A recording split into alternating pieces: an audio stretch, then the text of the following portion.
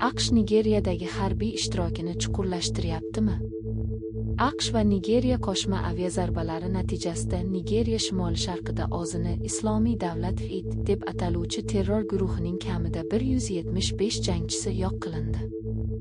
AQShning Afrika qo'mondonligi AFRICOM ma'lumotlariga ko'ra, jihodchilar guruhining global ikkinchi qo'mondoni halok bo'lganlar orasida edi.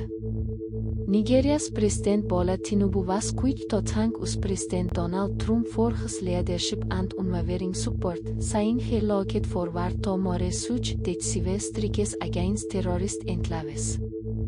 AFRICOM qo'mondoni general Dagvin Anderson Washingtonda bo'lib o'tgan kongressdagi tinglovda Nigeriya so'nggi bir necha oy davomida maqsadni ishlab chiqishda, bizga razvedka ma'lumotlari bilan yordam berishda va qo'llab-quvvatlashda yordam berganligini aytdi.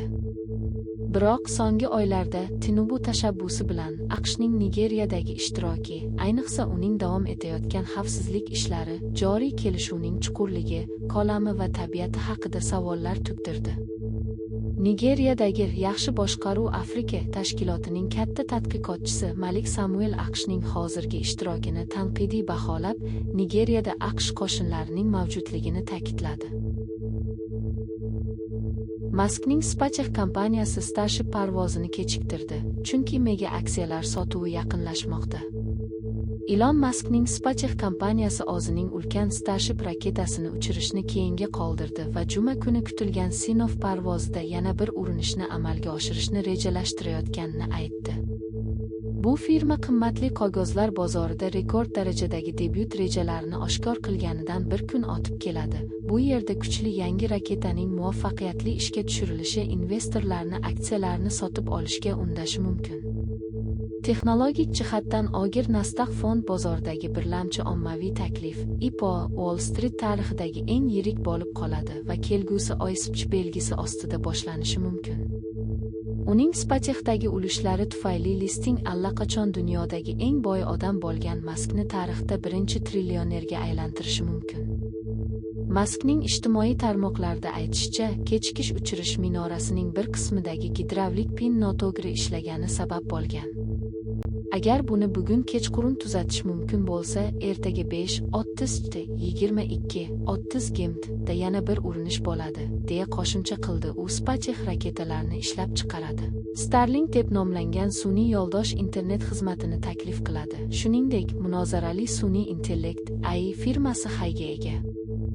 Ekipajsiz uchirilish bir necha oylik sinov kechikishidan so'ng Starship 3 raketasining debyutini belgilaydi.